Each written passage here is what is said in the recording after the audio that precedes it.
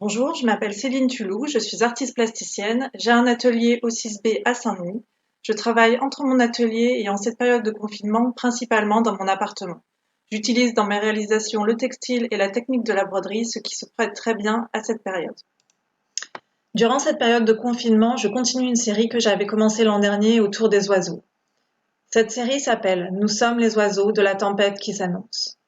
Le titre est emprunté à un poème de Voltairine de Cleyre, féministe et anarchiste américaine. Ce que j'aime dans cette série est qu'elle peut revêtir différentes significations.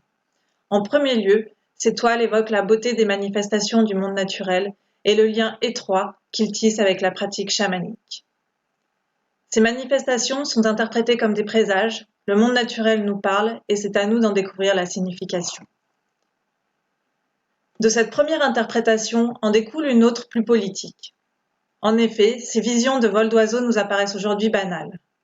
Pourtant, celles-ci sont en voie de disparition en raison des dégâts environnementaux. Ce qui s'annonce là est la disparition progressive des oiseaux. Enfin, cette interprétation plus politique peut être prolongée aux luttes sociales. Et alors, cela correspond plus à la signification initiale de leur titre, Nous sommes les oiseaux de la tempête qui s'annonce.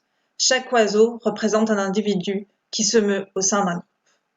J'ai ainsi pensé aux manifestations dans la rue et à une sorte de chorégraphie implicite qui se met en place. Dans mes recherches en cours, j'ai essayé de renforcer ces différentes interprétations. J'ai ainsi utilisé de l'eau de Javel pour créer des formes proches du test de Rorschach sur le textile. J'avais par ailleurs déjà travaillé sur le test de Rorschach dans des précédentes réalisations. Ces formes blanches sont à la fois une référence aux nuages dans le ciel, aux nuages de fumée et renforcent cette question de l'interprétation des phénomènes. Pour finir, en cette période de confinement, je trouve ça assez ironique de travailler sur la figure de l'oiseau, qui reste un symbole de liberté, bien qu'eux-mêmes sont aussi agis par des questions de territoire. C'est aussi un appel à un ailleurs, à la liberté de mouvement retrouvé et à la question de la contemplation.